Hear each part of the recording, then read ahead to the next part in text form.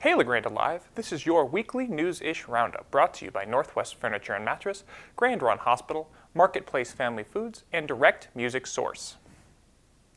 The members of the Grande Optimist Club are probably a little more optimistic after last week.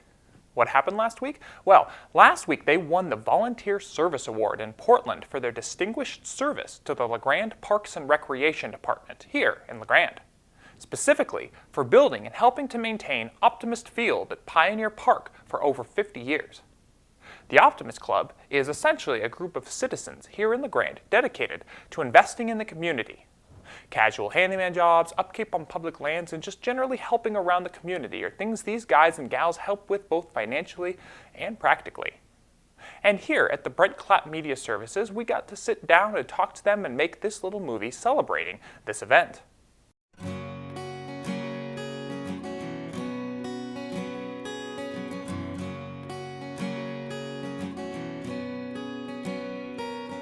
I've been the Parks and Recreation Director for just about 2.5 years now is all, and when I came to town I was surprised by the amazing amount of fields that we have here and the quality of the fields that we have, and it just blew me away when I came here as a part of my interview process. And I thought it was interesting that the Optimist Club was the integral catalyst that made this happen here, Optimist Field. It's really one of the premier grass fields in all of Eastern Oregon. Me and Harry Coleman, a friend of mine, we decided we needed baseball fields. So we went and up to the city and signed a contract for $1. We had to do $1,500 worth of work on the fields, which was easy to do. So that's just how it got started. And then the Optimist Club come to life, and they really jumped in. Optimist Field, it's been an integral part of my life. I mean, as a kid, I remember spending every night after work when my parents got off work, we'd go there, we'd move dirt, we'd mow the grass. I mean, we were there pretty much all the time. And there's a lot of man hours that have gone into making that field what it is today. It was come out in good shape, I'll tell you that, and just what we needed.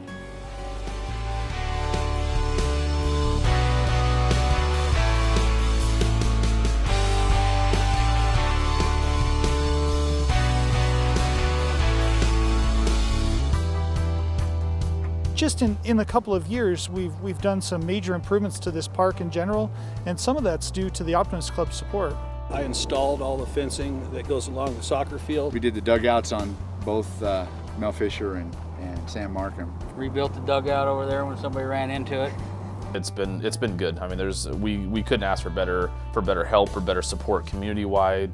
And through the Parks and Rec, I mean, they're good people. They have the same common interests as we do. Common goal is to keep this in a greenery so that the kids of the community have hopefully memories like our president that he grew up down here. Optimist Field was a big part of my life. It kept me going in the right direction. I mean, sports were huge, and you learn a lot of things. And so having a place like Optimist Field to be able to go and do those things, whether you're playing, whether you're volunteering, whether you're just there watching a baseball game. I mean, we want kids to have something to do.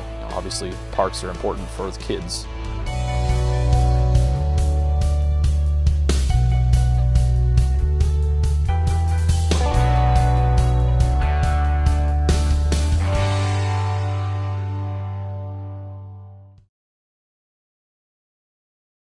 If you're interested in getting involved with the Optimist Club, you can visit them online at www.lgoptimist.com. So, what's going on in the Valley this week? Well, if you'd like to be a little bit more pinky out than sweatpants, Hot Pockets, and Netflix originals this weekend, the Grande Symphony is performing in Baker this Saturday. Their concert is titled Magic, Mystery, and Majesty, and they're holding it at 7 p.m. at Baker High School. And I'm just kidding about the sweatpants thing, by the way.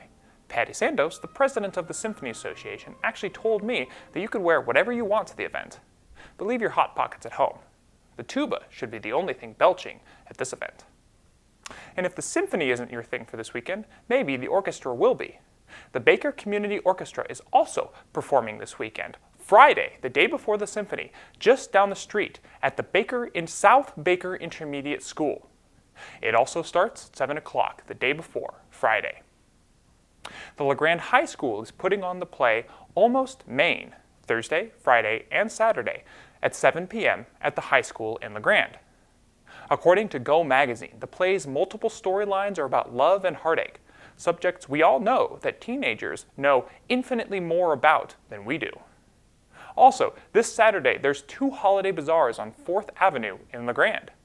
One of them has homemade pie, and the other has biscuits and gravy. So thank God you don't have to pick one or the other to attend. Also on Saturday, after you're done stuffing yourself with pie and gravy, go run it off at the Turkey Trot 5K. Registration starts at 9 and the race starts at 9:30 at Mountain Valley Fitness. In sports, the LaGrande High School track and field teams rocked it at state this year, the girls placing 2nd overall and the boys placing 10th, both much higher than anticipated. And this week, LaGrande Alive got an opportunity to talk with Sean and Alma Crow, the coaches of the cross-country teams, about this recent win for the LHS cross-country team. Hey, LaGrande Alive, I'm here at the LaGrande High School track, and where I just got an opportunity to sit down and talk with Sean and Alma Crow, the 2 coaches of the LaGrande High School cross-country team. I got to talk to them a little bit about their boys and girls teams who fared very well at this year's state competition. You know, going into state, we were really underrated because we had 6 girls and 6 boys. You know, you can have up to 7 runners, and we don't even have the numbers. So when they'd look at that, they'd go, well, you know, they don't even have a full team, really. How are they going to do this? And I think it's that bond that Alma's kind of cultivated, you know, getting these kids committed, getting them to run during the summers, and, you know, starting the middle school program. Granted, we're not through the middle school, but it's a club, and I think we're starting to get those middle school runners that have been running with us through middle school, and now they're in the high school, and they're like, hey, we're going to turn this into something. So I think starting young is proven really effective to get this core of kids that are just committed runners. Sean and Alma also talked to me about the team atmosphere and spirit that they tried to instill in their runners this year. Seriously, it's like that, you know, and sometimes we went through this thing and we had this saying where nobody takes a drink of water until we're all done. You know, if one is thirsty, we're like, hey, you have to wait till everybody is done with the workout and then we all take a drink of water together. So that also, you know, really builds that that dependency of like, come on guys, here we go, let's get through this. You know, maybe I don't want to do 20 hills today or 2400s today, but you know, we got to get through it. Sean and Alma also told me a little bit about some of the personal investment they have in the kids and why exactly they volunteer their time for the team. Athletics is big in our family, Alma and I. You know, we want our kids to grow up around athletics, and so we want to build that love of competition. You know, and I love seeing kids compete. You know, like I said, I never was a cross country runner. Never, you know, that wasn't my thing. But competition, I love competition, and I love to see these kids. You know, some kids are like, "Oh, I'm doing cross country. I don't really know why." To, man, oh, I'm going to take this kid. Okay, what do I need to up my pace? You know, I just love to see these kids drive. I love to see kids with passion. They're driven towards something. So I think that's what makes it worthwhile. You know, you have one kid, maybe he's never done the sport before, and then by the end of the season is running 4 minutes ahead of his original time. Wow. Yeah. You know, that's great to see, because you're like, oh man, you know, this kid is ready to go, ready to be, you know, determined to find what he's good at. And you see that with all these kids. They're like, what am I going to do to be better? And we don't have the numbers, but I think we have the passion, and I think that was shown this year.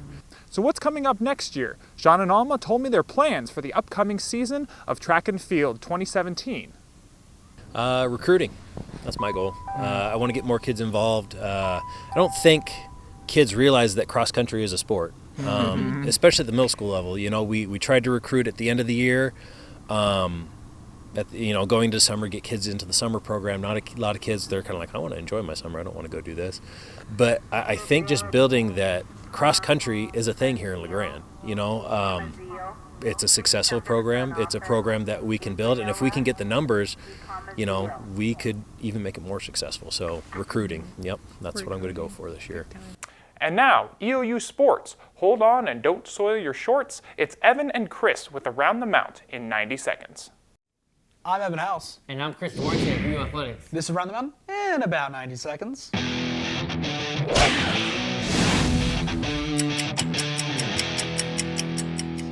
volleyball secured its first ever CCC tournament championship by defeating C of I 3-1 Friday and rallying to beat Corbin in the finals 3-2. Amanda Miller had 20 kills while Rochelle Chamberlain dished out a program record 68 assists. The number 6 EOU volleyball team hit Sioux City, Iowa for nationals this week. The Mountaineer football team took to the road to battle Carroll in their 2016 regular season finale. The Blue and Gold remained undefeated in away contests as they rolled past Carroll 27-17. The football program also earned its first postseason appearance in the NAIA Football Championship Series. The team takes to Creighton, Nebraska this Saturday to battle Doane. Men's wrestling fell to Great Falls 25-15 Thursday and 30-13 at MSU Northern Friday. They will look to bounce back this Friday when they host a duel against Southern Oregon in Quinn Coliseum. EU's men's basketball team hosted Simpson in 2 games this weekend. Game 1 was played Saturday and saw the Blue and Gold win 95-73 for head coach Isaac Williams' 100th win. Then for Game 2 on Sunday, EU extended its winning streak to 5 games, defeating the Redhawks 83-73. The number 17 women's basketball team took its talents to Florida and came out on top, defeating Johnson & Wales 88-67 and Warner 85-57. With the 4-0 record, they will travel to Walla Walla this Wednesday to face Whitman at 7 p.m. Good luck to the football and volleyball teams this week. However, they aren't the only Mounties competing in nationals. We also want to wish good luck to Rachel Rowley of the EU women's cross country team and the men's cross country team as they compete in nationals on Saturday. That's the latest news in EUU athletics. Stay tuned next week as we take you around the mountain in about 90 seconds. For more information, visit us at www.eusports.com.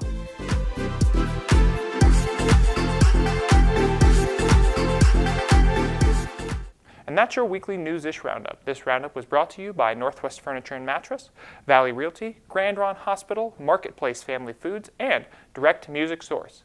Please like and share this video and tune in for more local content. I'm Will Bowman.